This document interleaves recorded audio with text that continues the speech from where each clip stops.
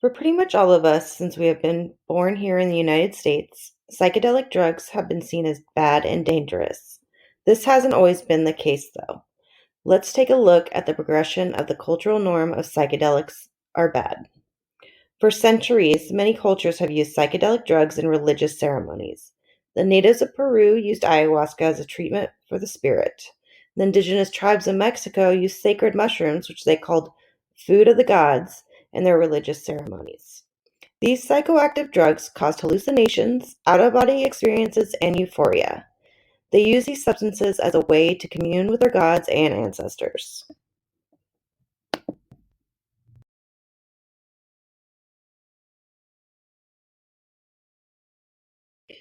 In 1938, Swiss scientist Albert Hofmann synthesized LSD. When he took the drug himself, he found that the drug radically shifted his consciousness. Hofmann believed that the use of psychedelic drugs such as LSD and psilocybin, also known as magic mushrooms, would be useful for patients undergoing psychotherapy.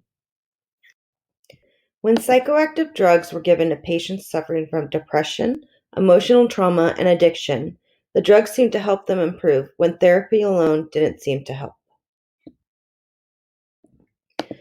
When the government saw the effects that psychoactive drugs were having on patients undergoing psychotherapy, they thought, maybe we can use them in military operations.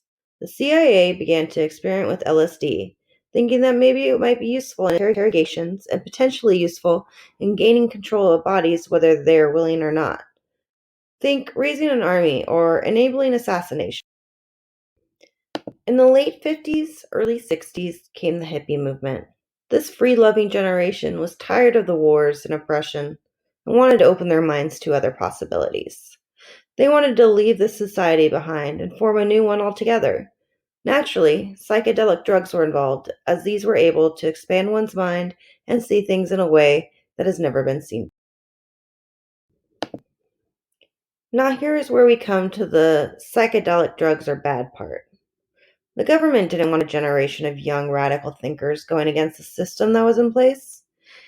They saw psychedelic drugs as one of the reasons for these new and out there ideas of creating a new society and way to live. In an effort to combat this resistance to the government, psychedelic drugs were made illegal. News outlets ran stories of bad trips that happened when the drugs were taken, in an effort to scare the public and discourage their use. Today, psychedelic drugs are starting to make a comeback. In Silicon Valley, those in the tech industry have been microdosing psychedelic drugs as a way to stem creativity and see ideas in a new light. New research studies on the use of psychedelic drugs in therapy are starting to take over where the original studies in the 1930s, 40s, and 50s left off.